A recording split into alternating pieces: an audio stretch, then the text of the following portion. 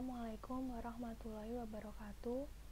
Perkenalkan, nama saya Gina Salwa Salihaf dengan NIM 1951907111020, kelas Y, Fakultas Teknologi Pertanian, Universitas Brawijaya.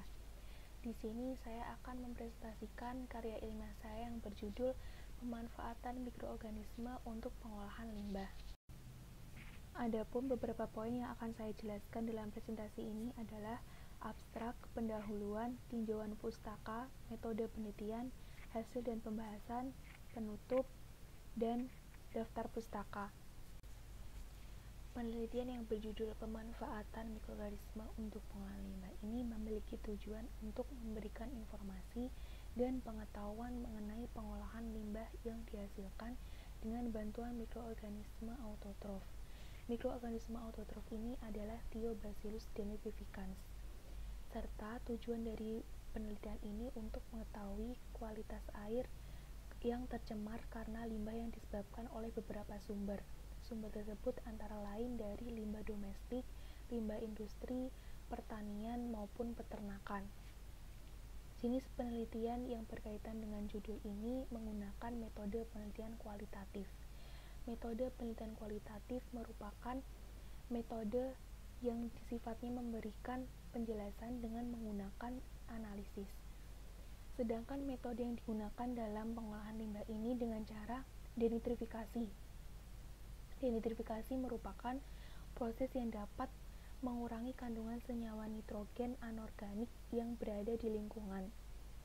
Sedangkan hasil yang didapatkan dari proses ini adalah adanya konsentrasi kandungan nitrat dalam perairan yang didapat dan terdapat isolat bakteri yang memiliki karakteristik untuk dapat melakukan proses denitrifikasi. Air menjadi sumber daya yang penting bagi kehidupan makhluk hidup. Akhir-akhir ini banyak terjadi pencemaran yang memberikan dampak negatif bagi lingkungan. Penyediaan air yang bersih sangat penting untuk keberlangsungan hidup makhluk hidup, karena tidak hanya manusia saja membutuhkan air, tetapi juga hewan, tumbuhan, maupun makhluk hidup lainnya. Air menjadi sumber utama bagi kelangsungan hidup manusia. Jika air yang didapatkan berasal dari tempat yang sudah tercemar, maka akan memberikan dampak yang negatif bagi kehidupan manusia. Nitrat masuk ke dalam tubuh manusia akan menjadi nitrit dan berikatan dengan hemoglobin. Hal tersebut berbahaya karena akan menyebabkan berkurangnya daya ikat sel darah merah terhadap oksigen, atau dapat disebut dengan methemoglobinema. Selain itu, nitrit bereaksi dengan bahan organik tertentu akan membentuk senyawa nitosoamin yang merupakan senyawa penyebab kanker. Kemudian, tujuan adanya dibuat karya ilmiah ini adalah agar air sebagai sumber utama makhluk hidup ini tetap terjaga kelestariannya dan tetap tersedia untuk jangka yang panjang. Untuk hal itu, maka didukung dengan pengolahan yang maksimal. Penelitian ini juga untuk mengetahui kondisi dari kualitas air tersebut. Air yang keluar dari limbah domestik, industri, pertanian maupun peternakan dapat dimanfaatkan kembali oleh makhluk hidup. Adanya kegiatan tersebut tidak dapat dihindari karena sebagai mata pencaharian manusia, tetapi kita juga harus memiliki cara atau pengolahan untuk mengolah kembali air tersebut agar dapat dimanfaatkan sebagai sumber air. Proses pengolahan ini dapat dilakukan dengan cara proses denitrifikasi. Denitrifikasi merupakan proses pertukaran ion secara kimia fisika dengan pemisahan membran dan proses biologis menggunakan bakteri yang disebut dengan bakteri heterotrof maupun bakteri autotrof. Pada hal ini, proses biologis dengan menggunakan mikroba autotrof yaitu dengan bakteri Thiobacillus denitrificans.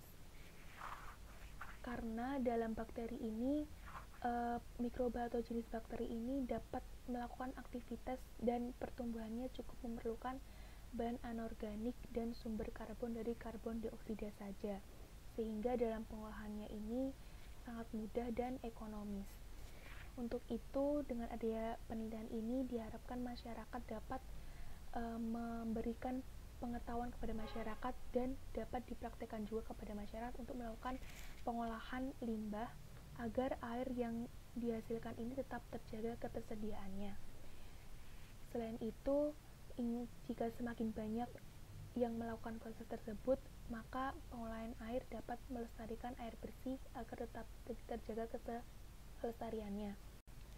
Mikroorganisme merupakan makhluk hidup yang memiliki ukuran sangat kecil.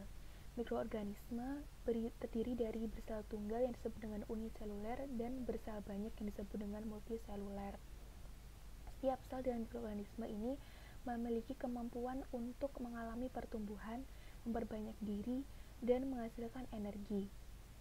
Kumpulan dari mikroorganisme ini dapat saling berinteraksi satu sama lain dengan mikroorganisme lain yang dapat memberikan efek menguntungkan maupun merugikan. Mikroorganisme dapat mereaksikan atau mengubah senyawa berbahaya yang terkandung dalam limbah cair menjadi air dengan kandungan yang lebih bersih, sehat, dan dapat dimanfaatkan kembali bagi kehidupan makhluk hidup.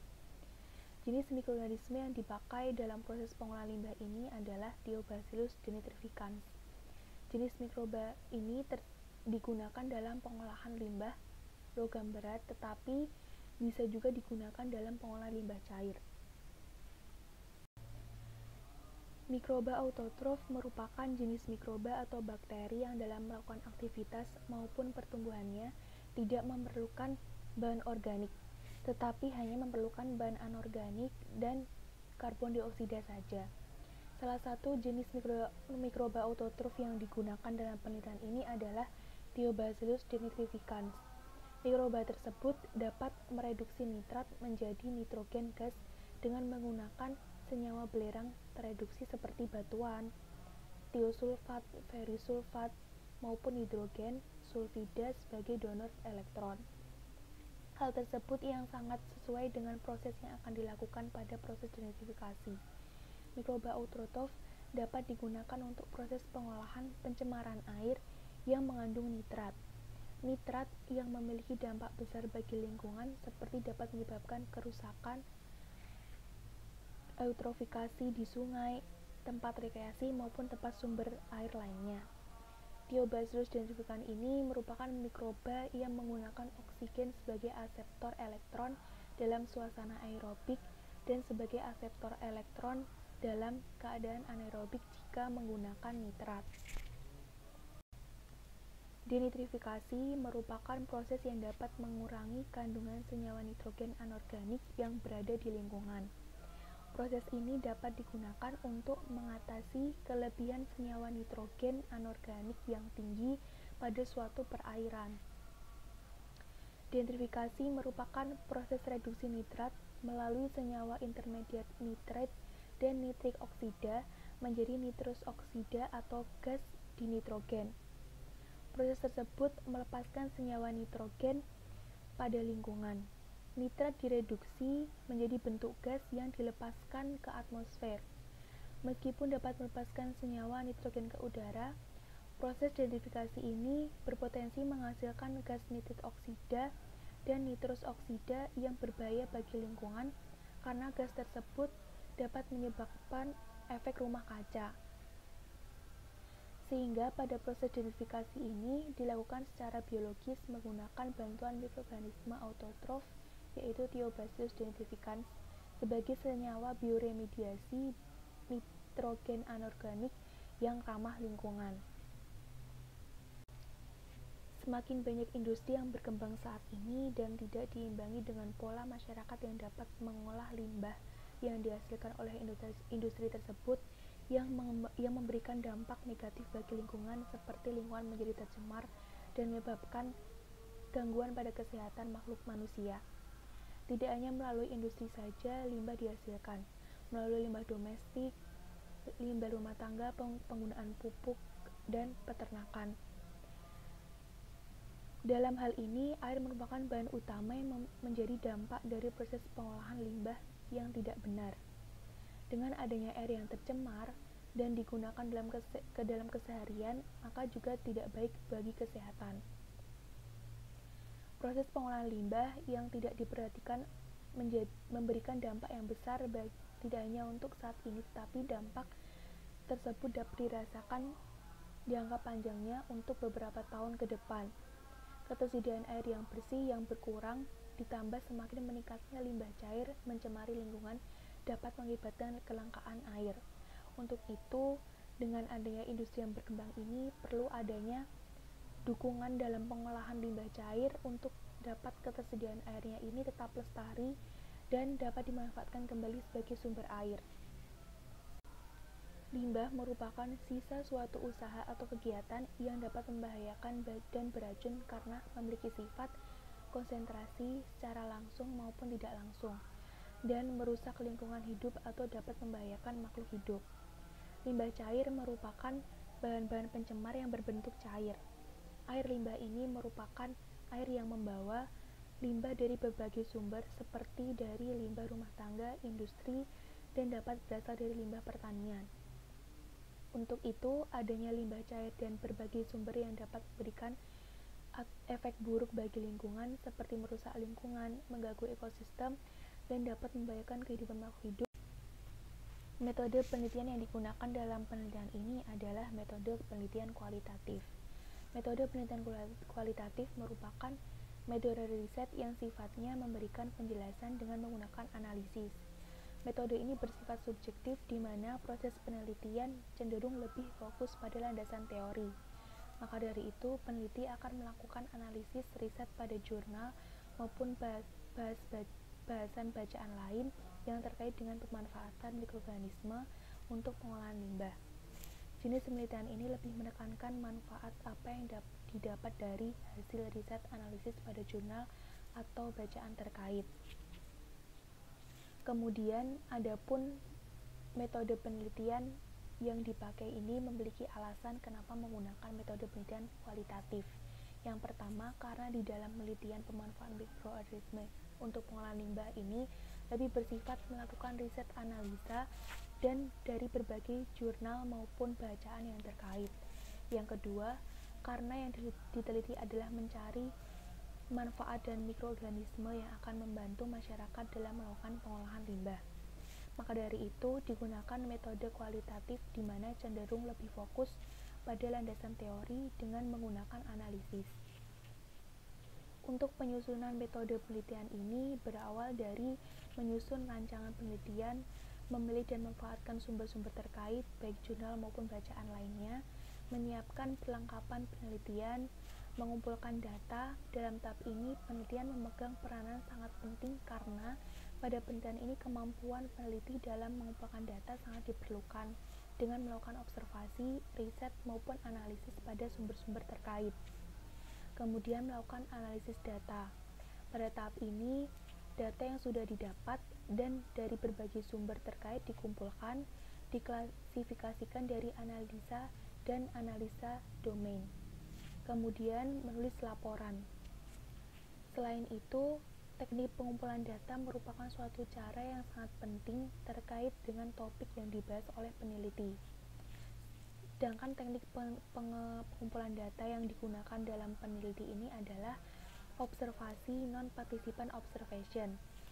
Teknik pengumpulan data secara non-participant observation ini merupakan teknik pengumpulan data yang dilakukan oleh peneliti dengan cara mengamati subjek yang ditelitinya, tetapi ia tidak harus terjun langsung dalam suatu kegiatan atau proses dari apa yang ditelitinya, yaitu dengan cara melakukan observasi melalui sumber-sumber terkait seperti jurnal, buku, atau bacaan yang lain. Untuk mencapai analisis kualitatif, terdapat beberapa hal yang ingin dicapainya, yaitu melakukan analisis dalam menjaga ketersediaan air dan dari pengolahannya. Yang kedua, melakukan analisis pengolahan air limbah. Kemudian terdapat pengumpulan data yang dibedakan menjadi dua, yaitu data primer dan data sekunder. Dalam hal ini, yang dipakai adalah data sekunder karena data tersebut tidak didapatkan secara langsung. Data tersebut berupa dokumen atau arsip-arsip yang dimiliki oleh berbagai lembaga atau seseorang yang menjadi subjek penelitian. Berdasarkan literatur, diambil sampel air pada Sungai Cisadane. Kondisi dari perairan tersebut dikatakan kurang baik karena rendahnya kandungan oksigen terlalu disebabkan oleh aktivitas mikroorganisme, dekomposisi bahan organik, dan oksidasi bahan organik yang memanfaatkan oksigen oleh mikroba. Kadar amonia yang tinggi merupakan indikasi adanya pencemaran bahan organik yang berasal dari limbah domestik, industri, pertanian, maupun peternakan. Nitrit pada perairan alami sekitar 0,001 mg per liter, dan sebaliknya nitrit ini sebaiknya tidak melebihi 0,06 mg per liter. Kondisi perairan muara Cisadane ini dapat dikatakan bersifat anaerob karena kandungan oksigen yang terlarutnya sangat terbatas, yaitu kurang dari 2 mg per liter, khususnya pada lokasi sampling 2 dan 3. Bila kondisi perairan bersifat anaerobik, maka terjadi proses reduksi senyawa kimia, di mana hasil dari proses tersebut menghasilkan zat-zat beracun. Pada tahap awal dilakukan seleksi isolat bakteri, denitrifikasi yang mereduksi nitrat tinggi membentuk nitrit sedikit dan menghasilkan gas yang tinggi. Berdasarkan hasil uji reduksi nitrat, menunjukkan kemampuan yang berbeda dari setiap isolat dengan mereduksi senyawa nitrat dengan kemampuan membentuk nitritnya, amonia, dan gas yang berbeda pula. Beberapa isolat bakteri tersebut adalah HNF5, HF7, LNF, LF1, dan LF6. Isolat-isolat bakteri tersebut yang mereduksi nitrat tinggi dengan persentase 87,3%, 88,7%, 82,4%, 85,1%, dan 95,7%. Berdasarkan hasil isolat bakteri, terdapat isolat bakteri HNF5 dan isolat LNF yang termasuk dalam bakteri denitrifikasi, sehingga setelah didapatkan isolat bakteri tersebut dapat dilakukan proses denitrifikasi. Pengolahan tersebut dilakukan agar air yang tercemar dapat digunakan kembali. Proses ini dengan mereduksi senyawa nitrat menjadi nitrogen memerlukan senyawa karbon organik sebagai sumber elektronnya. Bakteri Thiobacillus denitrificans yang terkandung dalam perairan akan mengubah senyawa nitrat dalam perairan menjadi nitrogen.